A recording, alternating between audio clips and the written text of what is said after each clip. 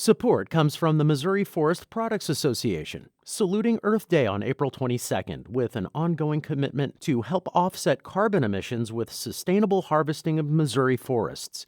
Details at choosewood.com. Welcome to St. Louis on the Air. I'm Sarah Fenske. In January of 2018, the Impossible Burger first arrived in the St. Louis market. The meat-free patty was just like the real thing. It even bled. It became an immediate sensation. But it was soon snapped up by Burger King for its Impossible Whopper. After a hugely successful rollout right here in St. Louis, its popularity made the Impossible patties almost impossible for many locals to obtain. But they still had plenty of options. Some have gone the way of experimenting on their own and creating their own tasty meat-free creations. Others are turning to local alternatives. Joining us now to discuss his efforts to provide tasty, meat-free options to both home cooks and restaurants is the CEO of Hungry Planet, Todd Boyman. Welcome to the show. Great. Thank you for having us. We're also joined by Chris Bertke, the executive chef at the new St. Louis restaurant Utah Station. Chris, thank you for joining us. Thank you. Have you cut back on your meat consumption? What's your pick for animal-free protein and that delicious bacony taste? If you have a question or comment about meat alternatives, give us a call at 314-382-8255. That's 382-TALK. Or you can send us a tweet at STL on air or email us at talk@stlpublicradio.org. Let's start with you, Todd Boyman. Your company began by targeting the food service industry. What first led to the creation of Match Meats? Yeah, so Match Meats was started, and Match Meats was kind of our pilot brand, our stealth brand. So we're now known as Hungry Planet. We started, it was a group of individuals that when we looked at some of the biggest challenges that the planet faces, demographic, the growth of the human family, and we were trying to figure out what was the single most effective thing we could do to bend the curve on human planetary health. And so we started trying to figure out how we could address that issue. And as we took a dive into the data, what you find is that the single most impactful thing that you can do as an individual is to change what and how you eat. And a lot of that comes back to an overconsumption of conventional meat. So we set off on this journey to perfectly match a full range of conventional meat with plant-based meats. And so that's what we've done. So we have beef, we have pork, we have chicken, we have turkey, we have crab, we have lamb, to give consumers a full range of conventional meat. So that's how we started, and that was kind of our vision. How long ago was that? So the R&D actually started in the early 2000s. So we've been working on this very quietly, longer than anyone else. And our objective was to be patient about it, to get it exactly right the first time, not go through a version 1, 2, 3, and 4, but to come out with these foods that would handle, prepare, cook, and store like conventional meat, have a full range, but would also have a healthful profile to the food. And so we've been able to check all those boxes. So it's not rocket science, but it also isn't a trivial problem. And so it takes years to figure that out. And that's you what were we've done. Way ahead of the curve on this. When you first started this, were people skeptical that there even should be or could be such a thing as an animal-free meat? Yeah, no, I mean, candidly, until about 9 months ago, people were very skeptical. Like, why are you spending all this time? And it really started as a project. My background is as a tech investor and a tech entrepreneur. So this started as a project with myself and some others, just doing the R&D to move this forward.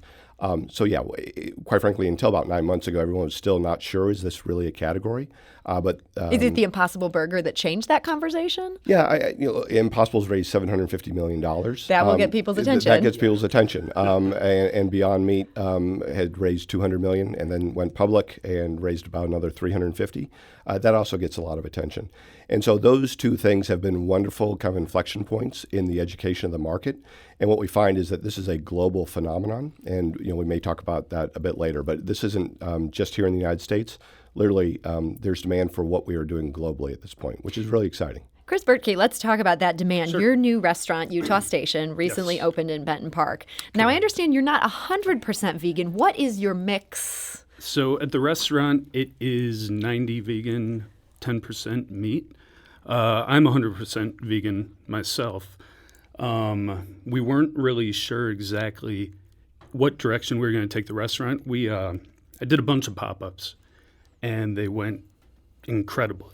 There was such buzz around those pop-ups. It was way more than I would have thought. I was doing them for fun, a little bit of research, and it turned more into research, and that's kind of how we came up with this. And what made you decide to include that meat element? I mean, you're saying you're 90% Right. meat-free. Why even have it at that point? The owners really want it to be an inclusive restaurant, so meat eaters can come there, try the vegan stuff if they want. If they're not comfortable. If they're not super comfortable, we have something to make them happy. So just to be more inclusive to everyone out there. Now, some vegetarian restaurants go really hard on the salad bean type offerings. They don't want to mimic the taste of meat or meat Right. products. I understand you're just the opposite of that. Tell us some of the... I don't even think we have a salad on the menu. Wow. We do technically, but it's not greens, anything like that. It's actually chickpea. I'm basically going for vegan junk food, fast food. Vegan junk food, fast yeah. food. I love the sound of that. And Awesome. so far it's working. I think Like what would be an example of vegan junk food, fast food? we're doing like a vegan version of Big Mac, which is selling crazy. Vegan version of Jack in the Box tacos, those deep fried things when you eat late at night after a few drinks. Oh, yeah. Basically stuff like that. Whatever I happen to come up with at midnight or 1 a.m. after a couple drinks, I experiment, and there we go. It kind of makes it from there. And I understand, again, at this restaurant, you're getting a really big response. People are loving this stuff. Yeah, I wasn't expecting it. It's crazy. It's crazy. So this is a question for both of you, and I guess we'll start with Todd Boyman. How hard is it to mimic that meatiness of meat without having animal flesh involved? Yeah, it's a challenge. It takes a lot of time and a lot of iterations. And there are probably actually 3 different layers to figuring out how to do this. There's the taste and texture component, which in itself is challenging. And then you're trying to figure out how can you do this so that it actually has a healthful profile, so that when people are choosing to eat this way, they not just are getting the taste and texture, but they're getting a healthful dosage of nutrients in what they're doing and not too much fat.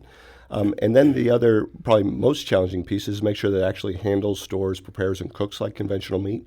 So when you lay those 3 different layers together, That's a lot. that makes it a lot more challenging, right? So you're playing kind of multi-dimensional chess, right? You're getting the taste and texture, you're then getting the nutritionals, and then you're making sure that it can move through the supply chain the same way. And then when it ends up in a chef like Chris's hands, it's going to behave in the way that conventional meat does. So solving that problem and doing that across a complete range of not just beef, but chicken, pork, et cetera, that suddenly becomes quite complex. Chris, what are your experiences trying to get that meatiness without meat? It's been tough. I haven't eaten meat for 26 years, so I've had a lot of time to experiment, and it's been hard. I think really over the past 5 years is when I finally got my meats, quote unquote, to the proper texture, taste, mouthfeel, everything like that. So it's been tough. It's really tricky, like he's saying. It's not an easy thing to do. What are your thoughts about animal-free meats, and what is your favorite pick if you're trying to eat them? If you have a question or comment for our guest today, you can give us a call at 314-382-8255. That's 382-TALK. Or you can send us a tweet at STL on air or email us at talk@stlpublicradio.org. We've actually got a caller here. I'm going to go to the phone lines. John, hi. You're on St. Louis on the air. John, can you hear me? Because I got bit by a tick and came down with what's called alpha-gal syndrome, and that makes me allergic to all mammal products. And I just decided to go full vegan since I couldn't have my favorite pig anymore. Now, I was a chef of 25 years. I've been an executive chef at 3 different places. And this completely, totally changed my life as well as my business. We have a place down in Caledonia, bed and breakfast, called the Old Caledonian, and we changed from a very meaty, hand crank sausages, home cured hams to 100% vegan. I find a lot of these meat products very useful, especially in things like breakfast sausages and the dinners that people can add on and things like that. It's been good for me, and as a guy that used to be a really heavy duty carnivore, it's nice to be able to have, an option for something that kind of harkens back to the things that you always love to eat in the past, but are unable, in my case, medically so, not to be able to consume anymore. John, have you found it significantly more challenging to cook food that tastes good without using animal products? Well, sure. I mean, as a guy who's classically trained, everything, has its base, or almost everything in animal products, whether it's butter or it's stock or, meat products themselves, cheese, dairy products. It's been, let's just say I had a considerable mourning period when I first discovered that I had this, problem. But in the past, several months, it's only been about a year since I found out. And in the past several months, I've really, I'm a convert. I mean, I've found new ingredients, new things to try, new ways to prepare things, new things to do. It's kind of like, as a chef, you're always very interested in constantly learning. And this was a crash course, so, that aspect of it was great. John, thank you so much for your call. We really appreciate that. Todd Boyman, what are your thoughts? Yeah, so it's interesting. I think, some of the points that John was hitting on here as a trained chef, most chefs are not trained in how to cook plant-based. And so when there consumers out there and diners are asking all the time now for plant-based, they're kind of stuck. And so what we're doing with our line of foods is to be able to come to them and really give them a one-to-one substitution, because they're not going to go back to school necessarily, culinary school. They've already done that. And by giving them this category of food, it makes it really easy for them to make the type of transition that John was talking about without having to get retrained.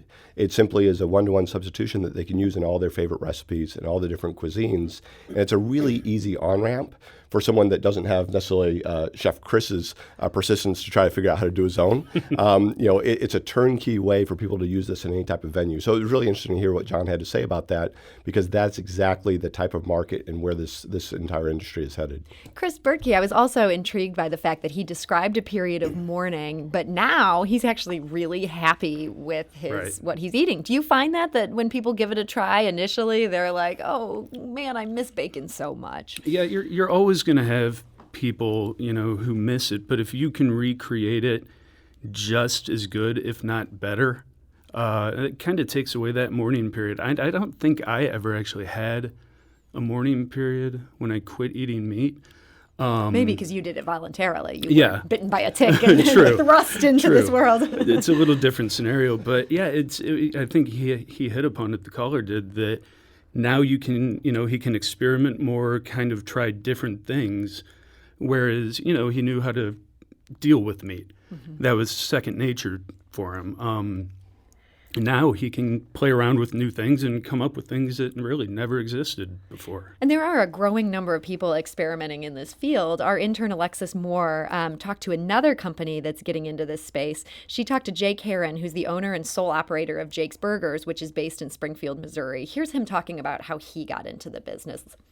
I've been I was pescatarian for about 12 years, something like that. And then I went vegan not too long ago. But around in Springfield, there haven't really been too great of vegetarian or vegan options for the entire time that I've been vegetarian. And I just decided, I was like, hey, well, let's fix this. I'm sure that I can, cook something that would be comparable to whatever they have in the stores, or possibly even better. So I did. That's Jake Herron of Jake's Burgers. Todd Boyman, are you seeing more competition as other people start to pick up the vegetarian or vegan lifestyle and they think, oh, piece of cake, I could do that? Yeah, I mean, success always kind of breeds imitation, right? And people just there's a stampede going on right now with lots of entrepreneurs trying to figure out how to do this. There's been a lot of money that's gone into the space. We've self-funded ours, so we've taken a different approach. But yeah, there is a stampede of companies trying to figure out how to do this, including some of the largest meat plants on the company, right, or in the world, trying to figure out how to address this, because diners are moving in this direction. And I think what's really interesting, and my guess is Chris is seeing this in his restaurant as well, most of the diners that are eating this food are not vegan and vegetarians, right? This is not what this food is kind of calibrated for. It truly is calibrated for omnivores, carnivores, and flexitarians. And there are a lot of what are called flexitarians, because when you look at the pool of vegans and vegetarians out there, it's about 5% of the population, but there's an 80% churn of that population every 3 years. So there are a lot of ex-vegans and vegetarians out there who want to eat differently every once in a while. At one of the chains that we work with called Veggie Grill, which is the largest plant-based chain in the country, where everything there is plant-based, 80% of their clients aren't vegan and vegetarian. And so I think that's representative of where the market is going. And when the market starts moving in that direction, it obviously attracts a lot of attention of people trying to figure out, well, how can I address that demand? That's Todd Boyman. He's the CEO of Hungry Planet. We're also talking today to Chris Bertke, who is the executive chef of the new restaurant Utah Station. Let's go back to the phone lines. We've actually got a call here from Lori from Wildwood. Lori, hi, you're on St. Louis on the Air. Thanks for taking the call. I have a question. I am a lazy vegetarian. I have never eaten much meat my whole life, but what has taken me back to eating meat regularly, and it's been years now since I've eaten it, but is the complete protein aspect. I love junk food. It's awful, I know. No judgment here. I was vegan for a very short time, but that didn't last, as long as I'd hoped. But vegetarian now for years, and wondering, is there, I know the target for it sounds like you just mentioned that the target was not vegetarians and vegans, but being a lazy vegetarian, really need to get my complete proteins. I tend to be slightly anemic, and I know how important the iron is and the protein. Are these substitutes going to be providing complete protein? Lori, thank you for that question. I appreciate that. Todd, can you speak to that? I know you've got a lot of different offerings, but in general. Yeah. So the answer is absolutely yes. I mean, you can get all the protein that you need. Our beef patty, for example, which is a popular item, we have half the calories of conventional meat. We have just as much protein or more as conventional meat. We also have fiber, which you don't get from conventional meat. And we have a fraction of the fat and a fraction of the sodium of what is used in processed meats, as well as what's used in some other of the well-known plant-based burgers. And I think probably what we should do is we should have a special tasting down at Utah, Chris's place. That'd be great. He was sharing with me earlier some of the things that he's done, some of the true junk food that he makes using our food on occasion. And it's just delicious. I think you were making was it chicken fries or something like that, Chris? Yeah, you were talking about. I was home one night and craving chicken fries from Burger King. Haven't had them for obviously 7 years. And yet that craving lingers. It's still there. And had some matched chicken and did a weird process and made it into chicken fries. And it was spot on. It was great. Yeah. So you can get all the nutrition, but you can also have the junk food, Yeah. and you cannot feel guilty about it because net the health profile of that is going to be a lot better. And if you don't know in advance that what you're eating is a plant-based chicken fry, you would have no idea. So Chris, we're on, right? Exactly. All right, let's do it. The main thing is you get to experiment too. I never would have thought that I could make something that bizarre out of a plant-based meat. But you can. You can. Yeah. Lori, thank you for triggering that collaboration. We appreciate your call. Speaking of experimenting, we did get a pivotal question from a caller who was happy to just take the answer off the air. Laura from Webster Grove wants to know, do either of you offer a toasted ravioli option? And boy, is that a good idea. Yeah, that's our biggest seller at Utah. Oh, so you've already got that going. Yeah, Chris Bertke. I've been, I think I started those up about... it was about 4 years ago, and I think I publicly debuted them at VegFest last year in St. Louis, and sold out just within hours, and I made thousands of them, and it's our biggest seller at Utah right now. Everything made from scratch, and they're Is that great. something that might be available to a home cook who doesn't live, say, close to Benton Park? Well, so we sell currently our food in a couple different ways, primarily to food service, but we do sell it under our Match brand in Deerbergs. And there you can buy the chicken, the pork, the Italian sausage, and beef in bulk format. So if you're a home cook that's interested in making your own, you can make virtually anything you want. Oh, so you could make toasted ravioli out of your product? You could do pot stickers. You use topping on pizza. You can use it any way you want. In addition, we then have burgers, a Southwest Chipotle chicken patty, and a crab cake. So those are all available at retail. And we are collaborating right now with some food producers working on things such as pot stickers and whatnot to be announced later. But well, it should be available soon. This is some really exciting news Yeah. and good news for our callers today. Sadly, we are out of time, but Todd Boyman of Hungry Planet, thank you so much for joining us today. Pleasure. Thank you for having And Chris me. Bertke of the new restaurant Utah Station, thanks for being with us. Thank you very much. This is St. Louis on the Air on St. Louis Public Radio, 90.7 KWMU.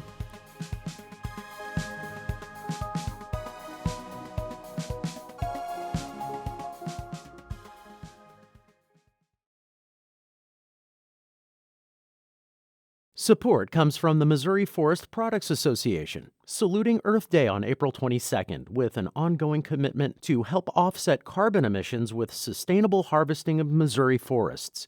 Details at choosewood.com.